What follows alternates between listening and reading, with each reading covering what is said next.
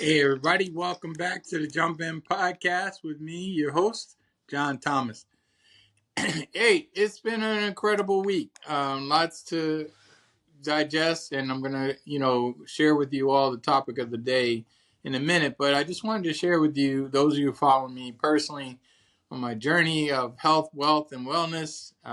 This year, 2025, I took on, really doing what I needed to do to, improve my health and wellness. And that included making significant dietary changes, increasing my physical fitness regimen, and also doing a few different lifestyle changes that I knew were important so that, I could get a real grip on, where I am physically and what I wanted to achieve as far as my goal. And I set uh, a weight loss goal in the beginning of January, or actually the middle of January, of 225 pounds. Down, as of today, I'm at 225.8 from 243 at the beginning of this challenge, like just 3 months ago. So I'm really proud of the results that I produced in that short period of time. And it largely was the result of me, eliminating, refined sugar from my diet. I know I've been addicted since I was a kid, drinking, Kool-Aid and all kinds of sweets. Wasn't a big candy person, but if there was a cake, my parents, they were, my mother worked at Tasty Cake as one of her first positions, and then she worked at Nabisco for years, and so did my pop. So cookies and cakes were a normal staple in our household. So again, I grew up um, devouring every single one of those treats, and you know, as an adult, I have to take responsibility that, I could have managed myself a lot better. I just didn't. And so now, at 57 years young, I'm taking it on. And, what can I say? It's for me the beginning of a journey to, really improve my health and wellness and maintain and sustain it over time because I want to be here. I want to be here to enjoy the years of my kids. My youngest is 8 years old now. He just had his eighth birthday. We celebrated in March, and he's excited, and I'm excited, and I want to be around when he's getting older. I want to be around for my daughter when she chooses her college and all the other things that she's up to. So, not saying that I'm was significantly health challenged, but again, it's imperative that you take it on as early as possible. And so I've seen the results in my weight. I've also reduced my blood sugar levels down to being in range, which is also a good thing. And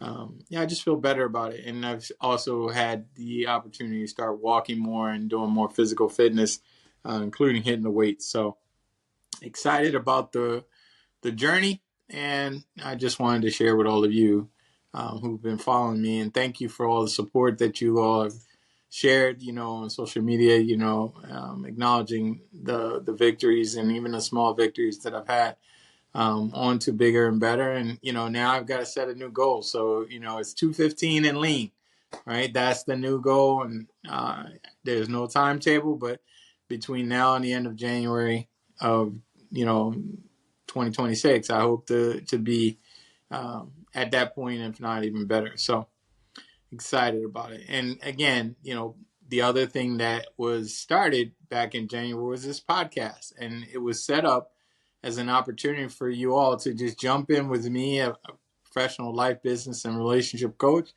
and for me to share back some of the wisdom and the experiences that I've learned in my years in the field, not just coaching professional clients across North America, but also training other, life and business coaches out there in the world. And I'm excited to have been able to do that work and continue to do that work for the people who hire me. And a large part of what has made the biggest difference for me is, mastery of my communication skills.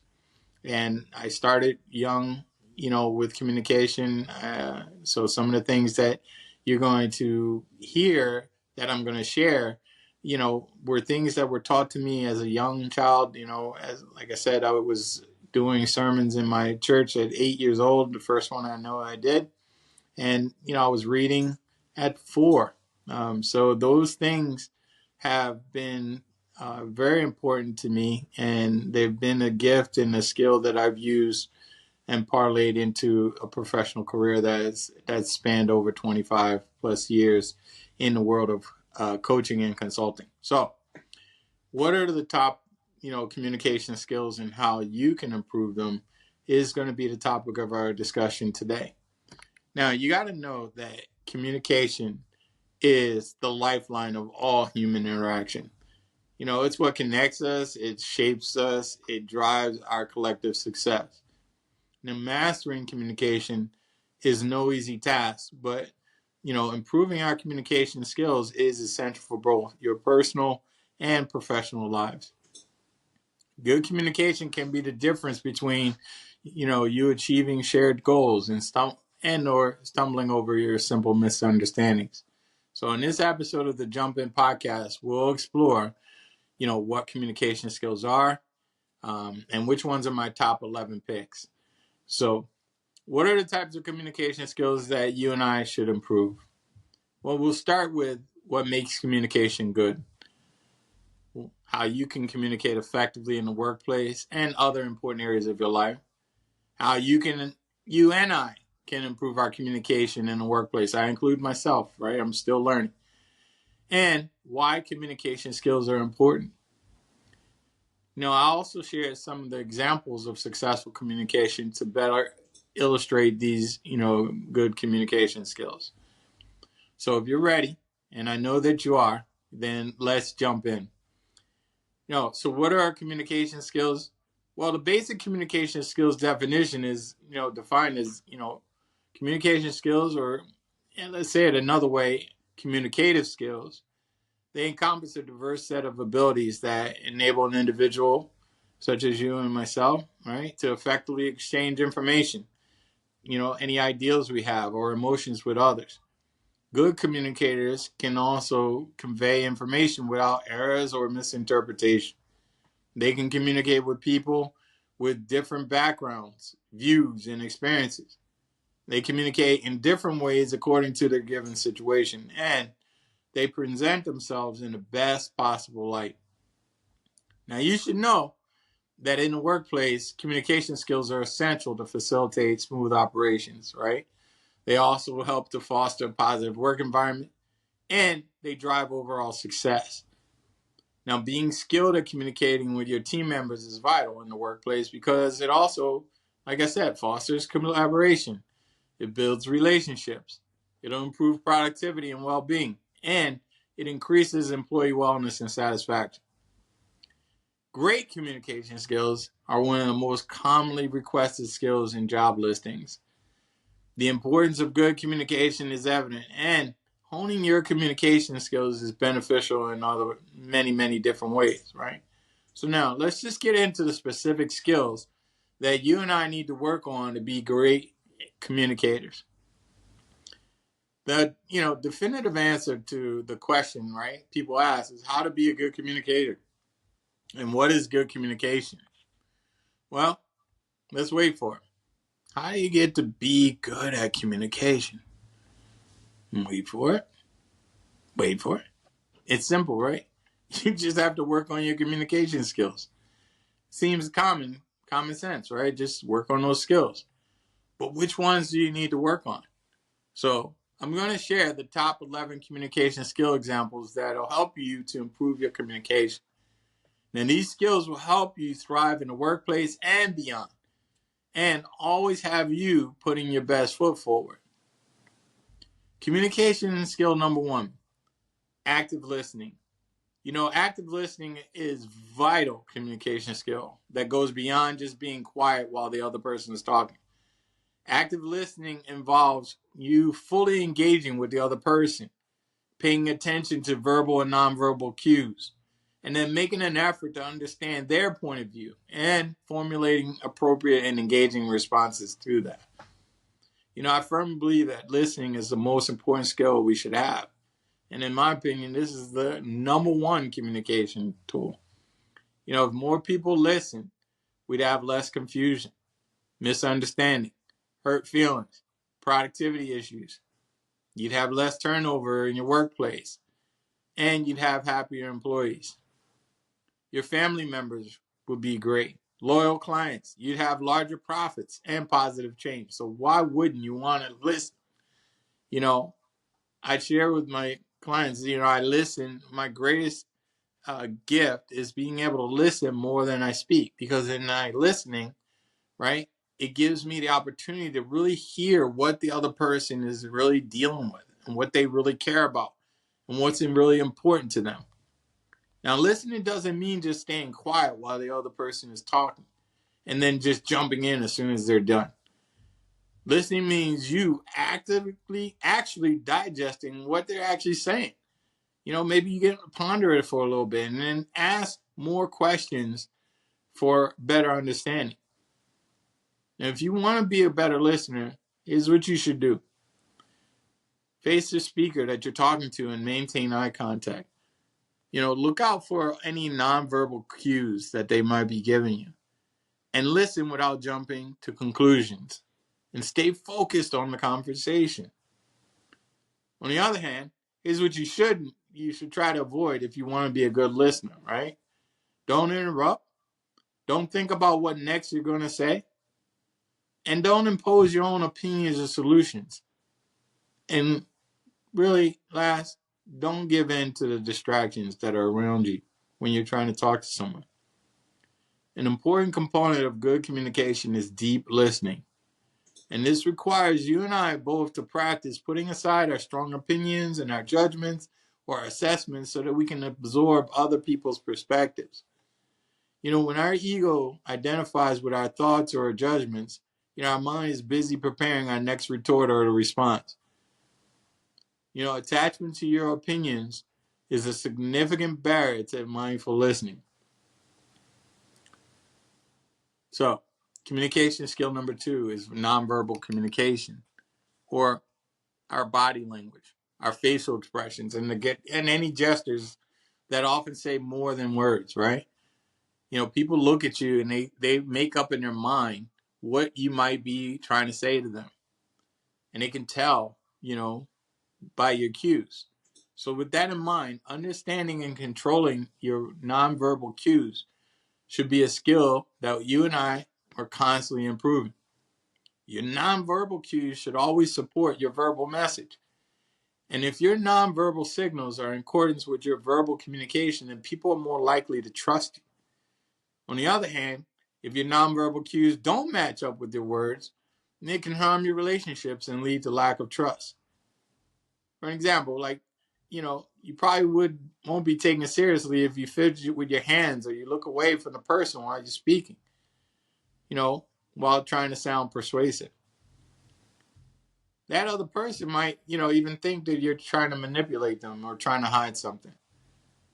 So, knowing how to read nonverbal cues is just as important as being able to control your own. For example, if you're talking to a teammate at work who's bad at confrontation, their body language can tell you they're uncomfortable. And you can then change your attitude and approach them in a different way. Nonverbal communication is a big part of communication. And you should pay attention to your own and other nonverbal cues that others have if you want to become a better communicator.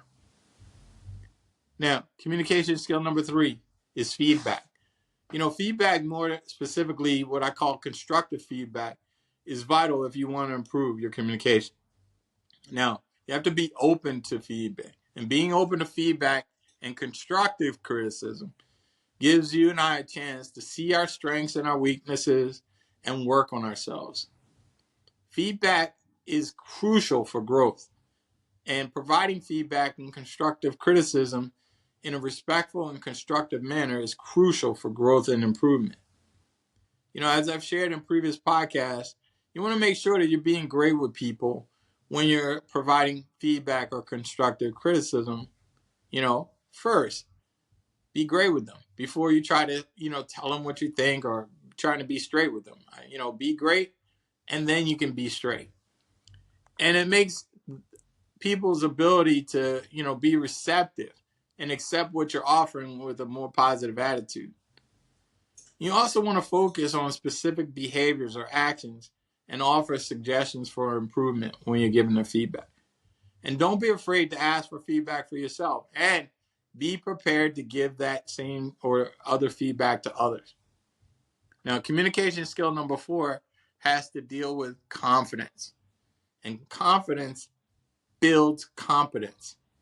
So having confidence shows that you're sure about your opinions and your actions. Most confident people, they believe in themselves and they don't doubt their decisions or the choices that they make. And this makes them feel better about themselves and ultimately perform better in their workplace and in other areas of your lives. Confidence is a soft skill that can also be improved. You've heard that saying, fake it till you make it. Well, it definitely applies to confidence, according to most studies, right? And if you start with your mindset that practice makes awesome, if you feel you're not the best communicator in the world, well, it starts with you being willing to practice and creating a mindset that you're a clear, confident communicator so that your brain can start to act accordingly. You can train your brain, to have the belief and the confidence that you need. And the more belief you have in yourself to communicate clearly, the better you'll become. Communication skill number 5 is honesty. And you should incorporate honesty into every aspect of your personal and professional lives. What can I tell you? Honest communication fosters a positive work environment, and it fosters a positive environment in all of your relationships. It builds trust among your team members and in family and other friends, right?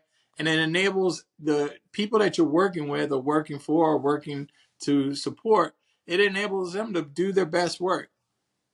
And it's the glue that I think solidifies your relationships with your family and friends and anybody else who you interact with.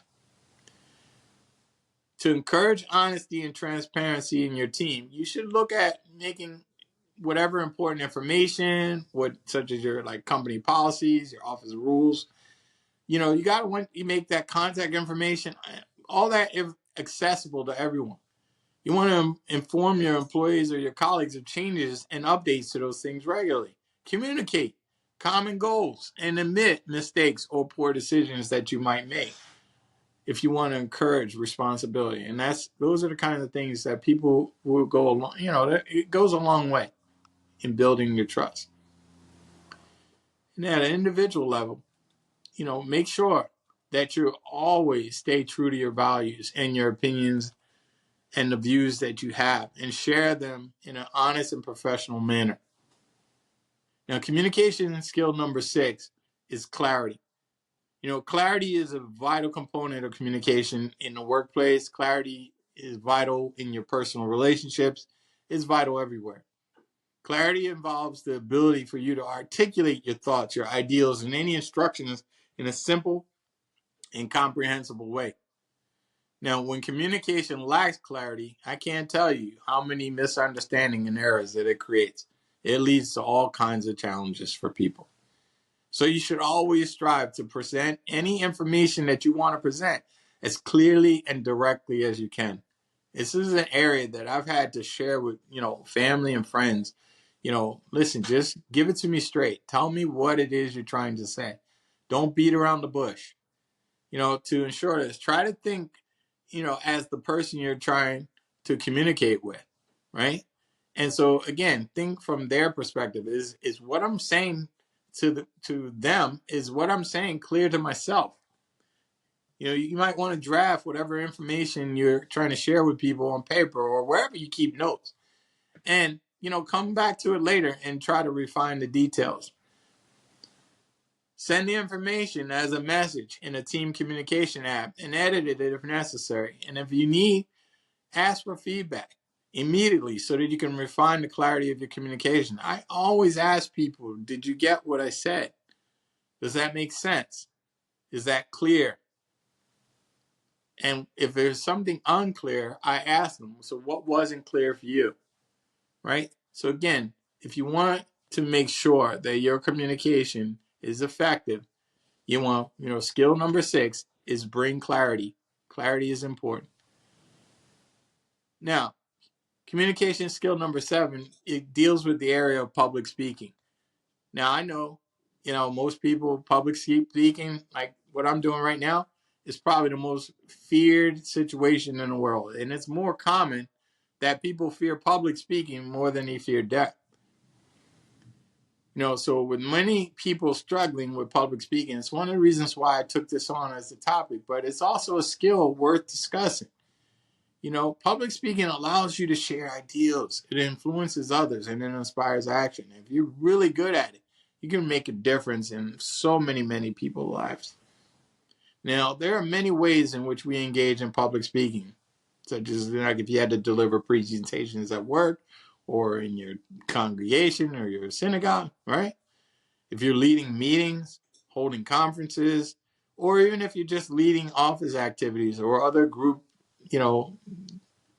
events. Although public speaking can be a scary ordeal, there are a couple ways you can help yourself to deliver great speeches. Number one, you want to practice in advance. You also want to, organize your material and take advantage of any visual aids to help you, right?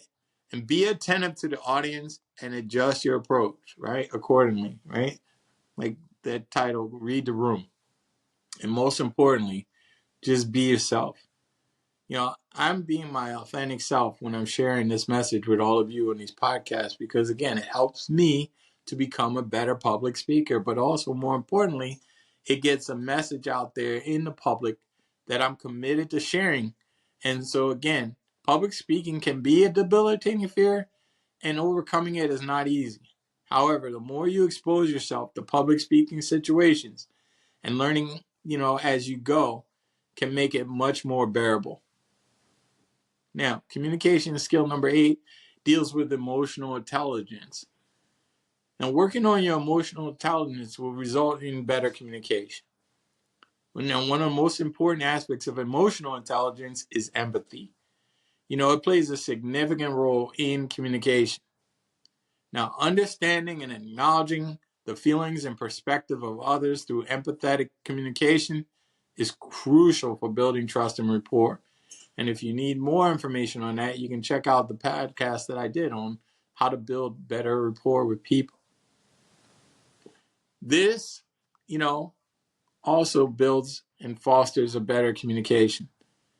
An example of empathy in action is when, you've got a customer service representative on the phone. And for most people, that's one of the most frustrating, But when you get a good customer service representative who empathizes with you as a frustrated customer and helps to work to resolve whatever issue you have, that's a great feeling. You feel good about the call. And again, it's important that you can apply empathy and you apply these principles to almost any job and situation. Whether you're talking to a client or a team member, keep in mind that empathy leads to better communication. Communication skill number 9, conflict resolution. If you're in communication with any person, the opportunity for conflict is always present because misunderstandings is the opposite of what good communication is. People will misunderstand, they'll misinterpret. So again, building big, better conflict resolution skills, it helps your, communication tremendously. And it's an important skill that helps you to communicate better both in the workplace and your homes.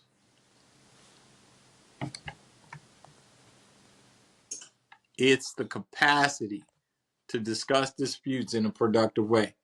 And effectively managing any disagreements and resolving conflicts helps to maintain productive working relationships. Strong communication skills help you to dismantle the disagreements and bring things into a constructive level. So being able to bring up issues without attacking or offending the other person can help you to resolve disputes quickly and effectively. Communication skill number 10 is friendliness. A lot of these things may seem like common sense, but friendliness is a valuable communication skill that fosters interpersonal relationships and creates a positive atmosphere in any place you go, especially your workplace. Friendly traits such as honesty, kindness, and approachability will make engaging and connecting with your team members a lot easier. So seemingly small gestures such as asking your team member how their day is going, or how, their week has been going can bring a significant impact to the atmosphere. And so you can improve your friendliness by just showing up to team building activities or engaging in small talk, being engaged in conversation and showing interest in your team members' personal lives. Friendliness will positively impact the relationships at work, your environment, your organization, and will ultimately have a positive impact on other people's productivity and happiness. And the last communication skill, my top 11, is choosing the right mode of communication. In today's personal and professional world, you aren't always face to face with people or your family or your team members and friends. We communicate through email, communication apps, texts, calls, video conferences, or video chats, right? So choosing a suitable method of communication in any given situation can give you the ability to master your place. And you should always consider what your audience needs and the information that you want to share before deciding on the method of communication. For example, if you want to resign from your job or break up in a relationship or even sue someone for serious damages, and you're trying to inform your manager, your partner, or other people and using an informal text message, that might not be the best way to do it. On the other hand, you don't need to schedule an official meeting with your work friend just to catch up after a holiday. So let's talk about the types of communication skills you should improve. Now, communication is usually classified into 4 types. There's the written communication, there's verbal communication, nonverbal communication, and visual communication.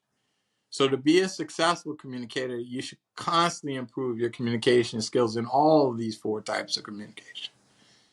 And what makes that communication good? Well, I've shared already, but I'll go over it again. Good communication is all about effective and meaningful exchange of information. It entails you being able to convey your thoughts and ideas clearly while also being a good, active listener. Good communication creates a positive and respectful environment for open dialogue. And I found that successful communication has really 3 elements. The first element is effectively sending of the message. The second element is you receiving the messages that people are sending. And the third is a mutual understanding and achievement of a common goal.